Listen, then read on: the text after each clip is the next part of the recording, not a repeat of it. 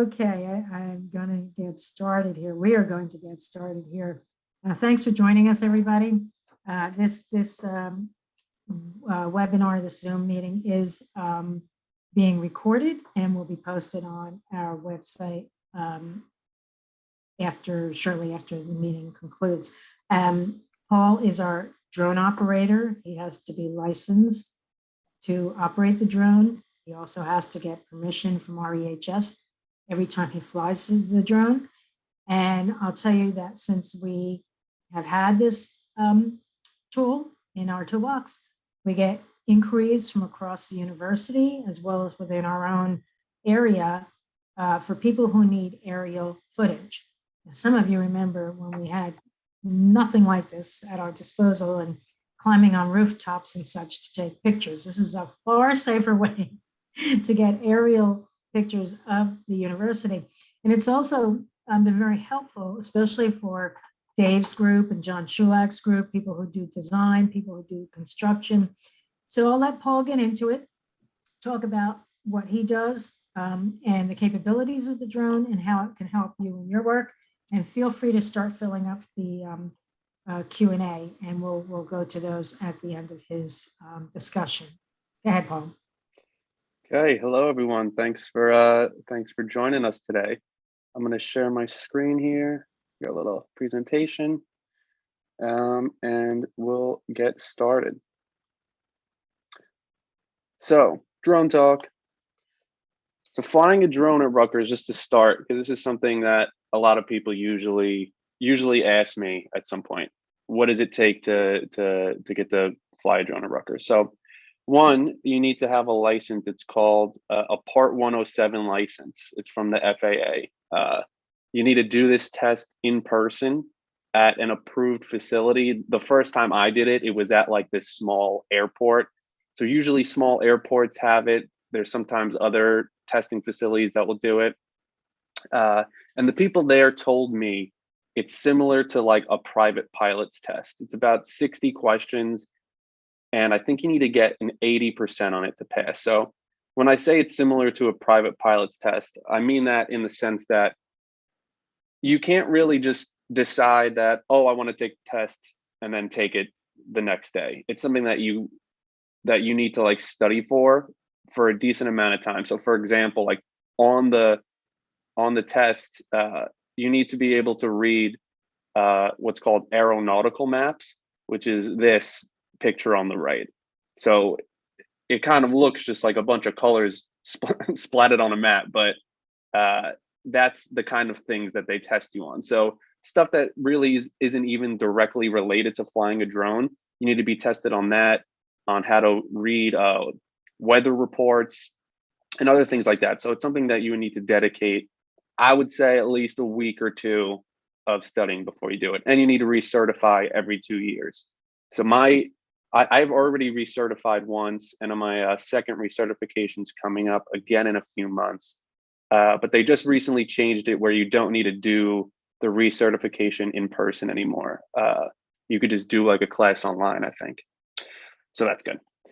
You also need to register the drone with Rutgers and with the FAA. The registration with the FAA lasts 3 years.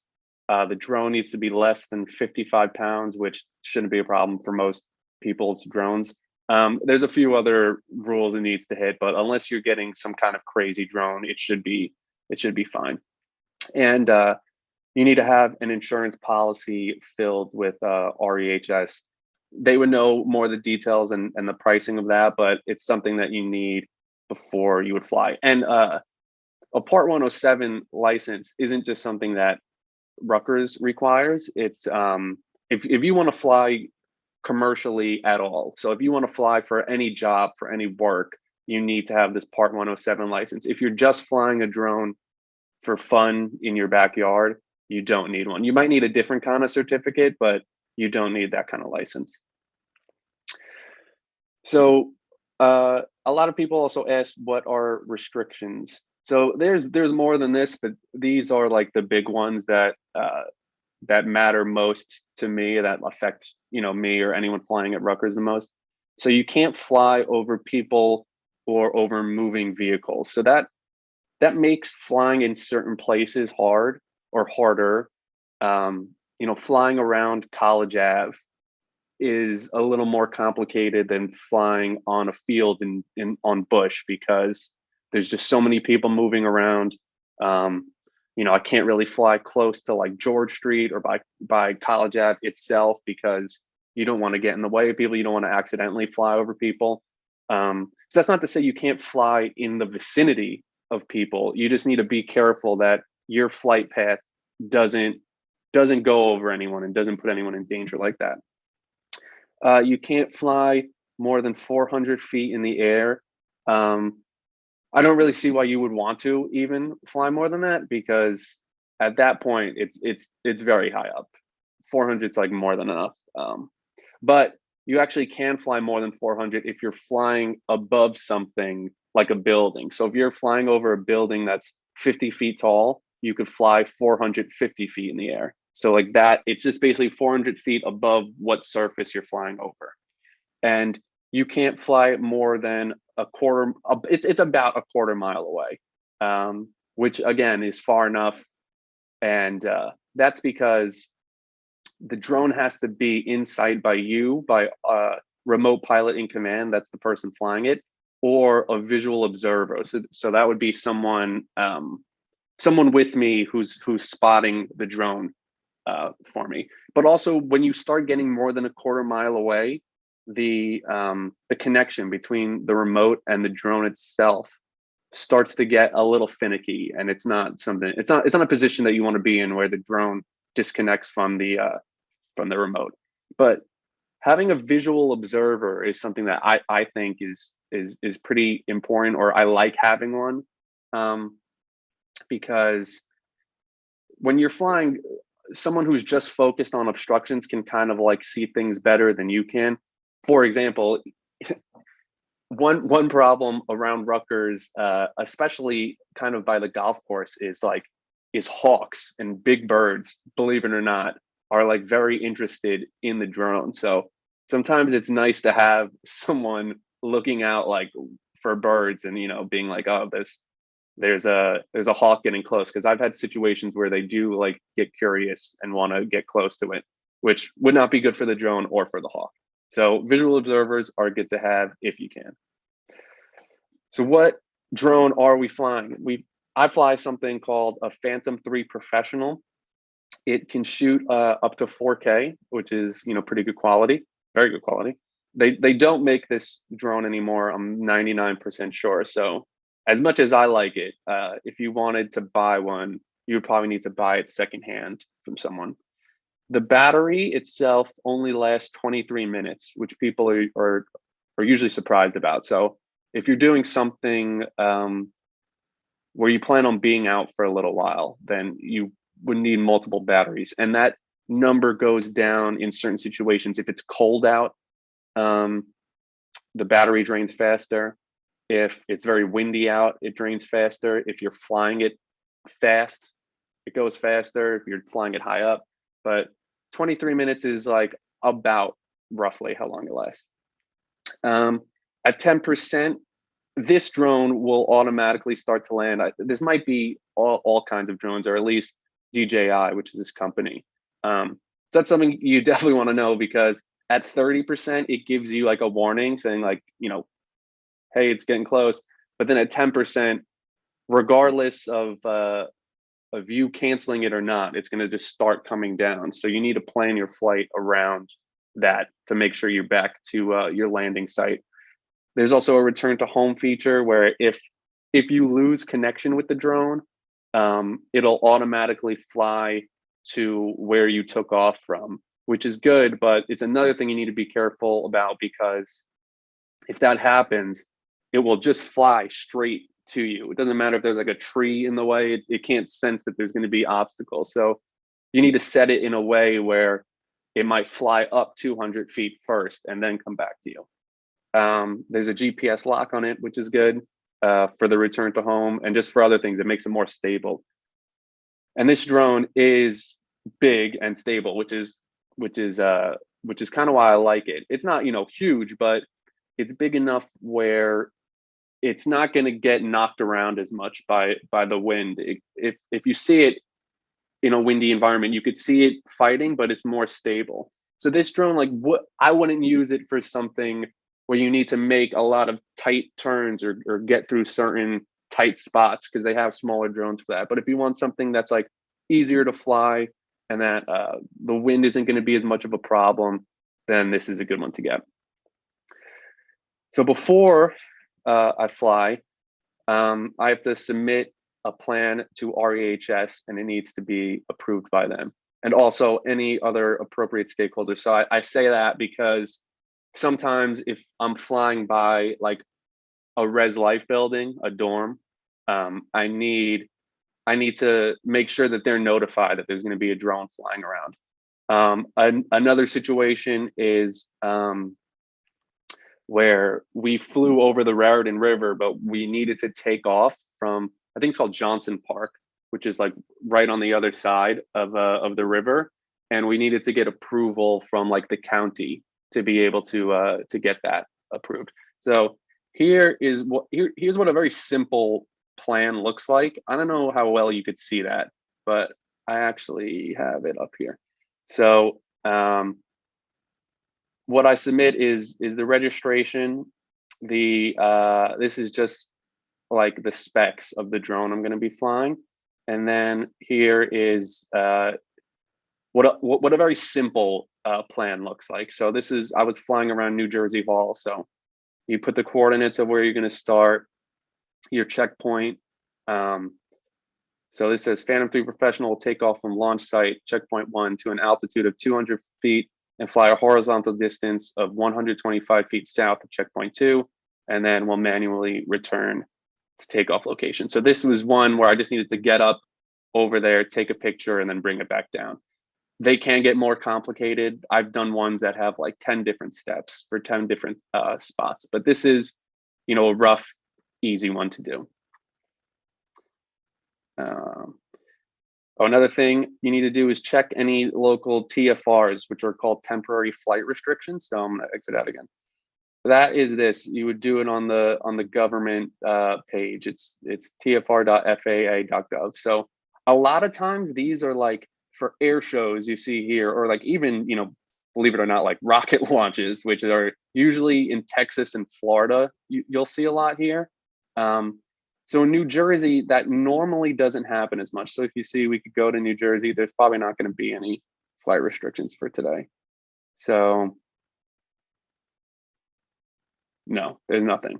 So it normally isn't something that we have to worry about, but it does happen where there are flight restrictions. So one time, this is a few years ago. This is when Trump was still president.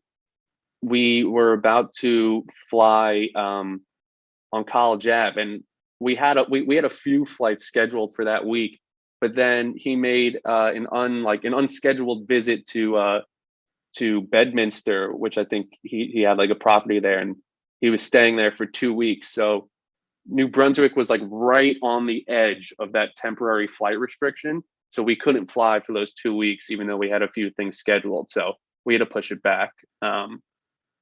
And that's called like a VIP flight restriction. So if a president, a vice president, someone like that is in the vicinity, they usually ground all kind of drones and planes. So it doesn't happen a lot, but it does happen. Then a weather check, you know, you can't fly really in any rain, any snow, even if it's light, it's just not really a good idea. High wind too is not a good idea to fly in. It'll damage the drone, and it could crash. Then a drone flight readiness check, that's just checking the drone itself. So making sure the propellers are on tight, making sure it structurally will be able to fly. So that's a way. What can drones do for you? So photography is one thing that we get some requests about. So I just attached a few examples. So this was the Graduate School of Applied Psychology, I think it is. It was their 45th anniversary of the school. So they wanted a picture of them, you know, shaped like 45 taken from above. So this was just one shot from that day. Another thing, this is like when the Chem building was first built. They just wanted a picture, like kind of an artsy style picture of that molecule statue and of the new building in the background. And another one was NJ Hall was doing a restoration in this molding where it looks like clovers on the side. They were completely redoing that, so they wanted some before and after shots of what it looked like. So this was an after shot of the new molding. So those are just 3 different examples of what, you know, kind of pictures we could take. We could take you know, more functional ones like this that, you know, serve a before and after purpose. We kind of just do like an artsy one, or, you know, something unique like this where you wouldn't be able to take a picture like that just from the ground. So videography, I put together a short 1-minute video that just shows some cool shots that I've taken at spots at Rutgers. So hopefully this plays okay and isn't too loud or laggy, but it's just a few examples of what kind of stuff we could take with the drone.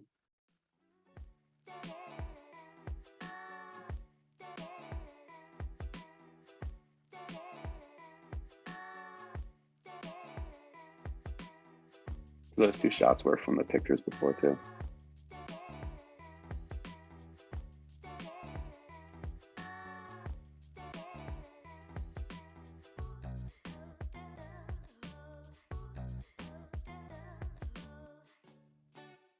These are all Rutgers locations too.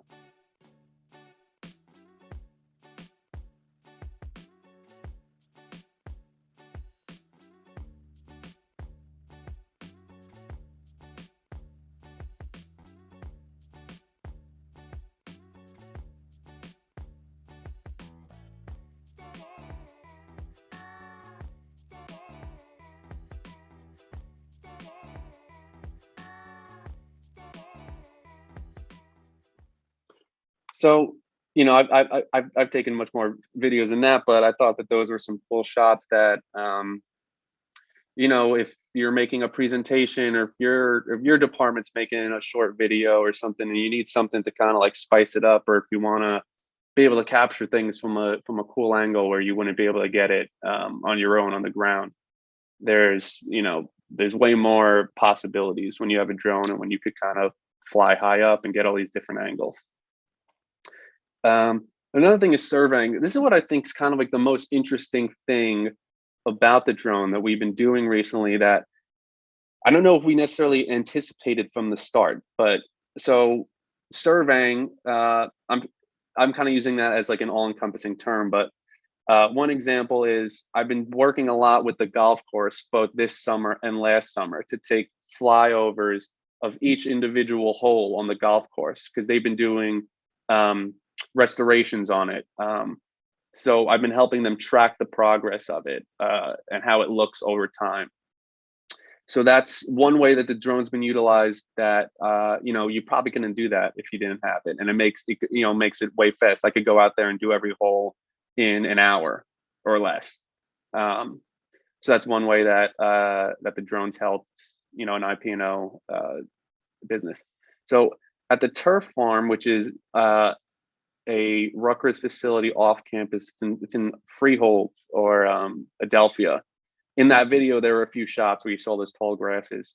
I was there to do a different video, but when I was there, the director there asked me if I could help them out with this seeding project that they were doing. So they were testing different seeds to see if they were like more resilient. So he wanted me to fly over this patch so he could see which squares were doing well, because I think these are each different kinds of grass or different kinds of seeds. So again, you know, that's something a little bit out of the box that the drone can do in 5 seconds, where it might be hard to individually walk around and check each patch of grass. So these next 2 things were projects that were 4 requests for proposals that were originally supposed to be like consultant walkthroughs, but because of COVID, you know, that couldn't really happen. So what we did was we made a video for this one showing the top of the roof, which is, you know, they were doing some kind of plan for it. So instead of having those people, you know, have to walk through, we were able just to show it on video. And that was the same thing at Tuckerton, which is an off-campus facility. They were redoing the docks. So rather than have them show up in person and do a whole in-person walkthrough, we were able to fly the drone around and capture these different parts of the dock and then send it to them. So I actually want to go back to Newark because it is a different place where we could fly now, where originally we couldn't. So I'm going to show you guys this air map. So we couldn't fly in Newark originally because this blue circle means that this is Class B airspace. So what Class B airspace means, it's usually around a airport. And it just means that there's restrictions on how you can fly. So this gray area is Class E, which means you could fly with no authorization. You know, you could just go out there and fly. But so if we get a little bit closer, you see these numbers start to pop up. So 0 means that you can't fly here at all. 200 means you could fly up to 200 feet. 400 means you could fly up to 400 feet. So where we flew was like right about over here. So we were able to fly up to 200 feet after we got FAA authorization. But you could see that like even just a few blocks away, you can't fly at all. So it was nice to be able to find out that we could fly in some areas in Newark if we got the right authorization, but it just makes it a little more complicated. And then we've also flown in Camden too, which I'll show, which is right by Class B airspace, but right on the edge. So that's Camden. So if you see this is the Philadelphia airport, that's Class B airspace, and we are like right there. So right on the outside of it. But flying in Camden is also a little more complicated because of the flying over people and flying over moving vehicles. There's just not a whole lot of open space, so you kind of need like a roped off area. Sorry. Okay. So where have we been? Well, we've pretty much flown everywhere at Rutgers. In New Brunswick, I've flown at all the campuses: Livingston, College Ave, Cook, Douglas. We've flown once in Camden. We've flown once in Newark, Tuckerton, Adelphia, Lindley Camp. Those are all off-campus locations. Lindley Camp was like that big lake in the video. We've flown over the Raritan. There's a few off-campus locations maybe that we haven't hit yet, but just about everywhere, if it's a Rutgers owned location, we've probably flown there. Who have we helped? Who have we given these drone services to? It's not just IP&O people that we've helped, but I've worked, I think, with just about every department in IP&O to help them with drone footage. And then these are just some of the ones that I could like remember off the top of my head. We've helped UCM, we've helped different colleges, we've helped athletics, we've helped legal.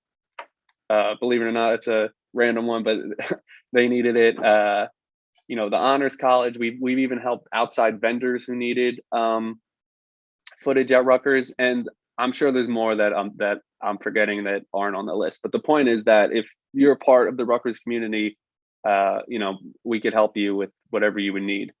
So let us help you. As of now, there's no cost to us doing this service, which I don't think that's the norm for most of these kinds of services. I mean, especially like a contractor service would cost a lot of money, but even, internal within Rutgers, there's no cost to outside departments. So just reach out to me with what you need, and, we'll try to find a way to help you. So that's all I got. If you have any questions, ask away in the chat. If there's something that you forgot, feel free to email me, and I'll get back to you. Great, Paul. That was excellent. I didn't even know. And then your supervisor, I didn't even know half of that stuff. So it was really good. And I see we do have some questions now. I believe this person has identified himself, but I'll let you answer Who in REHS approves the flight plan? So for me, oh, he's actually here right now. For me, that's it's Alex Ruiz who I talked to about, and he actually just wrote in the chat. If Paul needs help with questions, please feel free to call me. Yeah, so Alex is the guy to talk to, and he would know he would know more details about actually getting going with if you were planning on flying or something, and all those kind of specific stuff. He would be the guy to talk to. Great. And I see, we do aerial shots once a month on large construction projects and hire an earlier aerial photographer to do it. What cost is it for you to take the photos? The cost is Paul's time and the drone and the relicensing. So Paul, I'll let you jump in, but if you're doing this and you're paying for that service, you should really check with our group first. Yeah, that is definitely something that we could help with for the cost of nothing. If it fits with our schedule, and I'm sure we can make time for it if it doesn't. But that is definitely something in our wheelhouse that we would be able to help out with. And as of now, as Paul mentioned at the end of his presentation, we are not charging for this service. There may be a time where we charge for people outside of IPNO, but certainly within IPNO, I don't see this as a chargeback item. I do see this as a service because it's really proved very, very valuable. Any other questions? Alex Ruiz, I'm just going to let you answer. I think you can say something now if you want to about anything you want people to know about getting the approval process. Is he there? I don't know if you can speak or not. Let's see. I just clicked on it. There we go. Can you hear me now? Yes. Sure. Well, thank you, Paul. It was great. It's good to see all the stuff that you were able to do with all the different flights that we have across the university. So, I mean, drones for themselves are what we call UAS or UAVs. At the university, we are beholden to a lot of federal requirements, as we have to document with the federal government that we're in compliance with all federal laws. So with that in effect is that if we allow random use of our areas on campus to fly, and there's a non-compliance, we jeopardize research money coming in, especially to the School of Engineering that also does a lot of flights. So and Paul has participated in some of the flights with our engineering department too. Actually, he was one of the first times he was flying with somebody from engineering just to get some flight time. So we have at the university, we have a collaborative between all our pilots. That way, if somebody's having a project or they need assistance, they can easily rely on other pilots on campus to be able to provide some coverage. And that helps a lot when we have specific filming on campus. Like one of the things that we were doing for the the commencement a couple of years ago, Paul had a conflict with some other flights. Then one of the School of Engineering pilots took over and flew some flights for the images that they used for the commencement, which is nice. It's a good partnership and everything else. To fly, as Paul mentioned, you need to have a license on campus. I mean, by the FAA. There's actually two different levels of pilots we have at the university. One is a Part 107, which Paul is, which is somebody who has a license from the FAA to fly an unmanned aerial craft. And then we have what we call a Section 336, which are hobbyists. These are mostly for the student clubs. So the students that fly, because they fly here in the Livingston rec field, they reserve the field, they give us a flight plan. Everything that Paul mentioned, they have to do also, but they just fly under a hobbyist on a 336. And what that means is that they're actually part of pursuing an educational program or training. That's what the classes and the research they do. But as soon as they fly outside of that, they have to fall under Part 107. And that's where it gets complex. And this is why they'll send me the flight plans, and that's usually what I ask them. Is this part of a class? If it is a 336. If it's part of a, because Rutgers is considered commercial. And that's, I don't know, Paul, when he mentioned that. The reason why we need a Part 107 is because Rutgers is considered a commercial operation. Yes, we're an educational institution, but we fall under a commercial entity, that's why we need the pilots. We do get occasion requests from outside contractors. For example, we had a roof damage at the Warblin. Right. And in that case, they wanted to hire Paul or bring Paul in to do it, but you just can't bring somebody from the outside real quickly in because but they also happen to have a pilot. So what we did, they sent me the flight plan, all their information and their insurance. And I was able to do a quick approval of the flight plan and do all the notifications. We don't like doing those emergency flight plan approvals for outside contractors because it just creates a lot of mess. But we do it on occasion. We had that during one of the football games a couple weekends ago, last month, because the Barstool hired a production company, and they had a UAV, and they were flying. And REPD is pretty well trained. They know, they saw it, they went up to them saying, "You got to bring it down. You don't have a flight approval." You know what they all say? Well, yes, we do. Well, the police know that because we bring that into briefings. At the briefings, we'll let them know if there's flight approvals. And I'm at the game, so I came over, I talked to them, and I was able to work out a plan with them so they can have a quick flight approval. Again, we dislike doing that as a general policy, but we know that we also have to treat our customers, which is athletics, because what are we going to shut them down and not have this happen? If there's a way to do it, we'll be able to make it work through. And Paul has sent me some flight plans at the last second too, because somebody needed some pretty quick. In an emergency, I'll drop whatever I need to get done to get that done for you guys. Again, not to make it a policy, but we can definitely accommodate that for emergencies. Thanks, Alex. Shai Patel, I noticed you had your hand up before. Did you have a question? I can give you permission to talk, I believe. No, can you hear me? Yes. I was going to say, Paul did the Newark for us when we did the dental school where he was saying the roof. And Yes. it's actually, that project is to potentially add a couple of floors on that building, and it was for a consultant. And I couldn't have asked for a smoother process. I mean, the consultants really understood everything, and he was able to mark up areas that we wanted to mark up on the flight path as we showed the video. So it's, I don't think we could have done any better, even if we were there physically. So it actually worked out really well. That's great to hear. Good. Yeah. Thank you. I'm glad it worked out like that.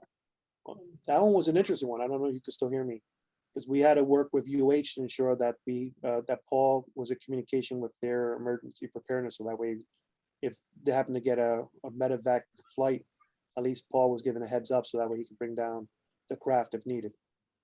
Wow. Ghislaine, did you have a comment? I saw your hand went up, or maybe that was from earlier. No, that was from earlier. Thank you. Anyone else, if you raise your hand, I can just open we'll give you permission to talk, or you can type it in. Okay. All right. Paul, any Okay. final words? No, thanks everyone for listening. Thanks Alex for jumping in there at the end. And yeah, if you want to set something up with me, or if you have any other questions, feel free to just email me and we could work something out. Thanks, everybody. Have a great day.